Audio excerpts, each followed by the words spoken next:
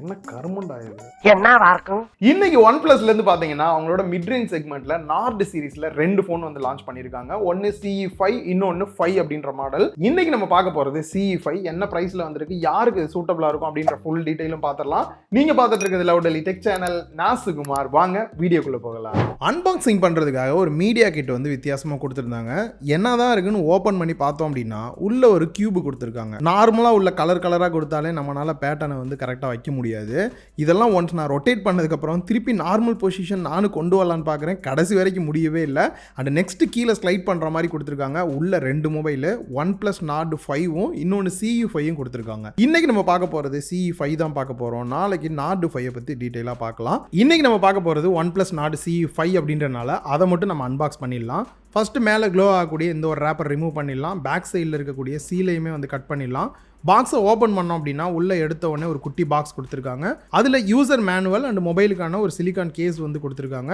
Next mobile மேலே இருக்கக்கூடிய இந்த ஒரு ரேப்பர் ரிமூவ் பண்ணிடலாம். பேக் சைடில் இருக்கக்கூடிய இந்த ஸ்டிக்கரை ரிமூவ் பண்ணிட்டு மொபைலை டர்ன் ஆன் பண்ணிடலாம். அண்ட் நெக்ஸ்ட் மொபைலை வந்துட்டு கேஸோட ஃபிட் பண்ணி பார்த்தேன். ரியலாகவே ஒரு நல்ல கேஸாக தான் வந்து கொடுத்துருக்காங்க. Next SIM ejector tool, 80 watts fast charging support பண்ணக்கூடிய அடாப்டரும் Type-C கேபிளும் கொடுத்துருக்காங்க. ஃபர்ஸ்ட் டிசைன் அப்படின்னு பார்க்கும்போது 3 டிஃப்ரெண்ட் கலரில் லான்ச் பண்ணியிருக்காங்க. நம்ம கையில் இருக்கிறது ப்ளூ கலர் இருக்கு. இதில் IP65 ரேட்டிங் தான் கொடுத்துருக்காங்க. டைரக்டா தண்ணியில எல்லாம் போட்டுறாதீங்க. ஜஸ்ட் இந்த மாதிரி ஸ்ப்ரே பண்ணிட்டு தொடச்சிங்க அப்படின்னா ஃபோனுக்கு எந்த பிரச்சனையும் வராது. ஜஸ்ட் இந்த கேமரா பம்ப் இருக்கக்கூடிய ஏரியால குட்டி பார்டர் மாதிரி கொடுத்துருக்காங்கல்ல, அது மட்டும் தான் மெட்டல். மற்றபடி பேக் சைட் பார்த்தீங்கன்னா பார்க்கறதுக்கு மேட் ஃபினிஷ்ல இருக்கிற மாதிரி கொடுத்துருக்காங்க. பிளாஸ்டிக் தான். சைடு ஃப்ரேமே வந்து பிளாஸ்டிக்ல தான் கொடுத்துருக்காங்க.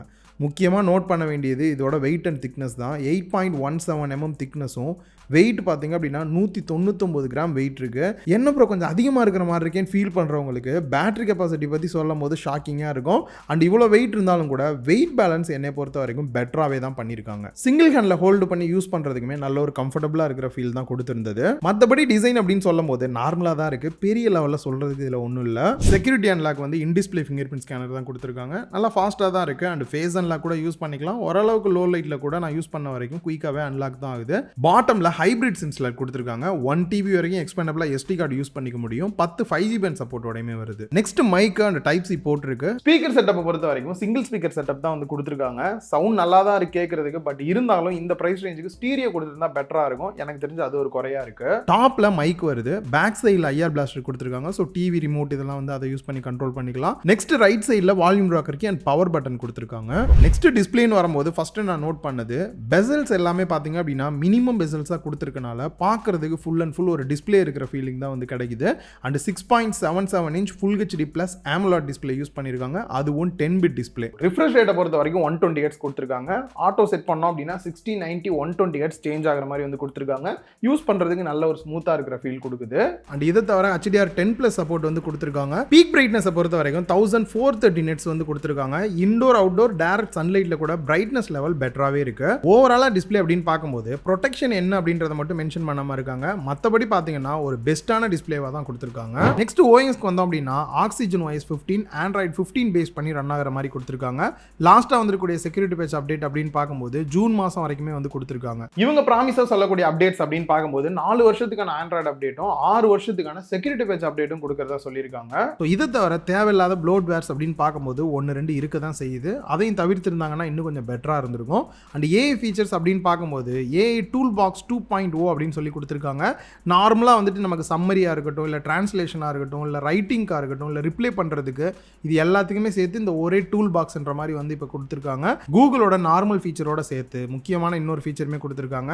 நார்மலாக அந்த சர்க்கிள் டு சர்ச் ஆப்ஷன் இருக்கு. ஜெமினையோட லைவ் AI கூட நீங்கள் பேசிக்கிற மாதிரிலாம் பண்ணிக்க முடியும். OnePlusல ஸ்பெஷலே அந்த அலர்ட் ஸ்லைடர் தான். இப்போ வந்துட்டு அதை ப்ளஸ் கீ மாதிரி வந்து மாற்றிருக்காங்க. நிறையா ஃபங்க்ஷன்ஸ் வந்து யூஸ் பண்ணுற மாதிரி. பட் இதில் வந்து கொடுக்கல, மிஸ் ஆகிருக்கு. பட் அந்த மைண்ட் ஸ்பேஸ் ஆப்ஷன் பார்த்தீங்க அப்படின்னா பாட்டம்ல இருந்து 3 ஃபிங்கர் வச்சு ஸ்வைப் பண்ணீங்க அப்படின்னா உங்களுக்கு என்ன பேஜில் இருக்கீங்களோ அந்த பேஜை அனலைஸ் பண்ணி அதுக்கான சம்மரி கிரியேட் பண்ணுறது, இல்லை ஏதாவது டேட்டு டிக்கெட்ஸ் இருந்தது அப்படின்னா ஈவெண்ட்டாக கன்வெர்ட் பண்ணுற மாதிரியான ஒர்க்கெல்லாம் இந்த மைண்ட் ஸ்பேஸ் மூலியமாக பண்ண முடியும். கனெக்டிவிட்டியை பொறுத்த வரைக்கும் Wi-Fi 5, Bluetooth 5.4 வந்து கொடுத்துருக்காங்க. இந்த இடத்துல கேமரா செட்டப் அப்படின்னு வரும்போது செல்ஃபி கேமரா 16 மெகாபிக்சல், சோனியோட IMX 480 கொடுத்துருக்காங்க. அப்பச்சர் வேல்யூ 2.4 வருது.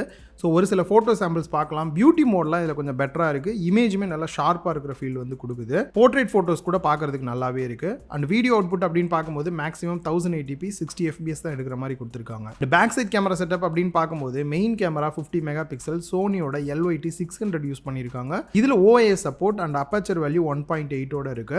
ஓவரால் இதோட ஃபோட்டோ அவுட்புட் பார்த்தீங்கன்னா நல்லாவே இருக்கு. குறிப்பாக ஷார்ப்னஸாக இருக்கட்டும் அண்ட் போர்ட்ரேட் ஃபோட்டோஸ்லாம் எடுக்கிறீங்கன்னா இந்த எட்ஜ் டிடெக்ஷன்லாம் கூட நல்லாவே இருக்கு. அண்ட் ஒரு 8 மெகா பிக்சலுக்கு அல்ட்ரா வைட் ஆங்கிள் கேமரா கொடுத்துருக்காங்க. மெயினோட கம்பேர் பண்ணால் எந்த அளவுக்கு இருக்குது அப்படின்றது நீங்கள் பார்க்க முடியும். அண்ட் வீடியோ அவுட்புட் அப்படின்னு பார்க்கும்போது மேக்ஸிமம் 4K 1080p ரெண்டுமே வந்து 60 FPS எடுக்கிற மாதிரி கொடுத்துருக்காங்க. கேமரா பேஸ் பண்ணி AI ஃபீச்சர்ஸ் அப்படின்னு பார்க்கும்போது இந்த AI அன்பிளர் கொடுத்துருக்காங்க. லைட்டாக ஃபோட்டோலாம் ஷேக் ஆனால் கொஞ்சம் பெட்டராக எடுத்து கொடுக்குது.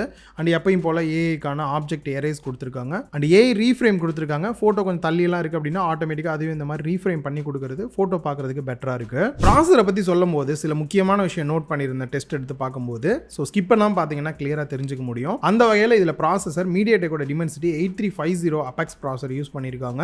ஆல்ரெடி சேம் இதே ப்ராசஸர் இதே பிரைஸ் ரேஞ்சில் வரக்கூடிய சில டிவைஸில் நம்மளால பார்க்க முடிஞ்சது. அண்ட் தெர்மல் மேனேஜ்மெண்ட் பெட்டராக இருக்கணுன்றதுனால வேப்பர் சாம்பர் கூலிங் சிஸ்டமும் கொடுத்துருக்காங்க. எந்த அளவுக்கு இருக்குது அப்படின்னு பார்க்கறதுக்கு முன்னாடி ஃபர்ஸ்ட் பெஞ்ச் மார்க்லாம் வந்து செக் பண்ணி பார்த்துடலாம். அன்டுடு பெஞ்ச் மார்க்கை பொறுத்த வரைக்கும் 1.4 மில்லியனுக்கு மேலேயே வந்து கிடைச்சிருக்கு. கீக் பெஞ்சை பொறுத்த வரைக்கும் சிங்கிள் கோர் வந்துட்டு 1315 மல்டி கோர் வந்துட்டு 3978 வந்து கிடைச்சிருக்கு.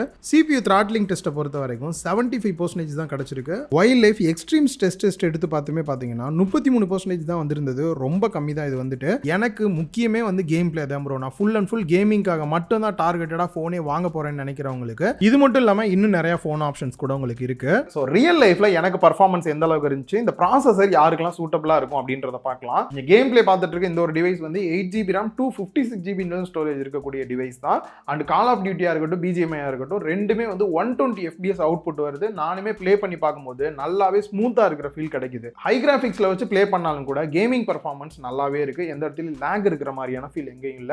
நீங்க வந்துட்டு டெய்லி யூஸ்க்கு எனக்கு லேக் ஃப்ரீயா இருக்கணும் ப்ரோ. அண்ட் குறிப்பா நான் அப்பப்ப சும்மா 1 மணி நேரம் 2 மணி நேரம் கேம் ப்ளே பண்ணுவேன், எனக்கு கேமிங் பெட்டரா இருக்கணும்னு நினைக்கிறவங்களுக்குலாம் பர்ஃபார்மன்ஸ் வைஸ் ரொம்ப நல்லா இருக்கு. ஆனா நான் வந்து கண்டினியூவா கேம் ப்ளே தான் ப்ரோ பண்ண போறேன், கேமிங்காகவே டார்கெட்டடா வாங்குறேன் அப்படின்னு நினைக்கிறவங்களுக்கு இதை விட இன்னும் பெட்டரான ஆப்ஷன்ஸ் கூட இதே பிரைஸ் ரேஞ்சில் இருக்கு. நெக்ஸ்ட் இந்த போன்ல ஹைலைட்டா பாத்தீங்கன்னா பேட்டரி கெபாசிட்டி சொல்லலாம். 7100 mAh வந்து கொடுத்துருக்காங்க. 80 வாட் சப்போர்ட் பண்ணக்கூடிய ஃபாஸ்ட் சார்ஜிங் அடாப்டருமே பாக்ஸில் வந்துருது. ஆக்சுவலாக லைவாக டெஸ்ட் பண்ணி எவ்வளோ சார்ஜ் வருதுன்னு பார்க்கும்போது 0 to 10% சார்ஜ் ஆகிறதுக்கு 6 மினிட்ஸும் 25% சார்ஜ் ஆக 16 மினிட்ஸும் 50% சார்ஜ் ஆகிறதுக்கு 35 மினிட்ஸும் 75% சார்ஜ் ஆகிறதுக்கு 56 மினிட்ஸும் 100% சார்ஜ் ஆக 92 மினிட்ஸ் கிட்ட டைம் எடுத்துக்கிச்சு. அண்ட் பேட்டரி லைஃப் அப்படின்னு வரும்போது நீங்கள் நார்மல் யூஸ் தான் டெய்லி பண்ணுறீங்க அப்படின்ற பட்சத்தில் தாராளமாக 2 நாள் வரைக்குமே நீங்கள் சார்ஜ் போடவே தேவையில்லை. கொஞ்சம் ஹெவியாக யூஸ் பண்ணுறவங்களுக்கு கூட தாராளமாக 2 நாள் வரைக்குமே பேட்டரி லைஃப் கிடைக்குது. ஃபைனலாக இந்த ஃபோனில் என்ன பிடிச்சிருந்தது பிடிக்கல ப்ரைஸ் என்னன்றதை பார்க்கலாம்.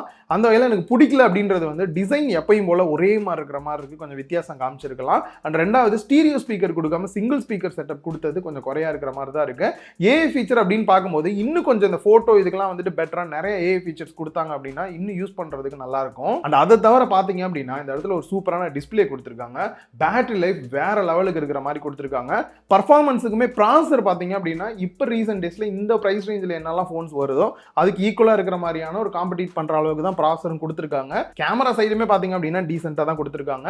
இல்ல ப்ரோ எனக்கு இதை விட இன்னும் கொஞ்சம் பெட்டரா வேணும்னு எதிர்பார்க்கறவங்களுக்கு Nord 5 பத்தி நாளைக்கு வீடியோ வரும், அப்ப நீங்க டீடைலா பார்க்கலாம். அண்ட் பிரைஸ் அப்படின்னு வரும்போது லான்ச்சுக்கு முன்னாடியே டிவைஸ் வந்தது, எக்ஸாக்டான பிரைஸ் தெரியல. பட் இருந்தாலும் நான் கெஸ் பண்றது எப்பயுமே இப்போ OnePlus பாத்தீங்கன்னா பழைய வெர்ஷன் என்ன பிரைஸ்ல இருந்தோ அதே பிரைஸ் ரேஞ்சில் தான் லான்ச் பண்றாங்க. அப்படி பார்க்கும்போது Nord CE4 பாத்தீங்கன்னா 25,000 பிரைஸ் ரேஞ்சில் வந்தது. இதுவுமே அந்த பிரைஸ் ரேஞ்சில் தான் லான்ச் பண்ணுவாங்க அப்படின்னு நினைக்கிறேன். ஸோ உங்களுக்கு கொஞ்சம் ஹெவியாக கேம் தான் எனக்கு ரொம்ப முக்கியம் ப்ரோ, நான் கேமிங் தான் கண்டினியூவாக பண்ண போகிறேன்னு நினைக்கிறவங்களுக்கு நிறைய ஆப்ஷன்ஸ் இருக்குது. மற்றபடி பார்த்தீங்க அப்படின்னா எனக்கு டார்கெட்டடாக ஓவரால் பர்ஃபார்மன்ஸ் எல்லாமே நல்லா இருக்கிற மாதிரி இருக்கணும் அப்படின்னு நினைக்கிறவங்களுக்கு எனக்கு தெரிஞ்சு சூட்டபிளாக இருக்கும்னு தான் நினைக்கிறேன். நீங்கள் என்ன நினைக்கிறீங்க அப்படின்ற உங்களோட கருத்துக்களையும் கீழே கமெண்ட் பாக்ஸில் மறக்காமல் கமெண்ட் பண்ணுங்கள். இந்த வீடியோ உங்கள் எல்லாருக்குமே யூஸ்ஃபுல்லாக இருந்திருக்கும் அப்படின்னு நினைக்கிறேன். வீடியோ பிடிச்சதா லைக் பண்ணுங்கள், உங்கள் ஃப்ரெண்ட்ஸ் கூட ஷேர் பண்ணுங்கள். மறக்காமல் லவ்லி டெக் சேனலுக்கு உங்களோட சப்போர்ட்டை கொடுங்க.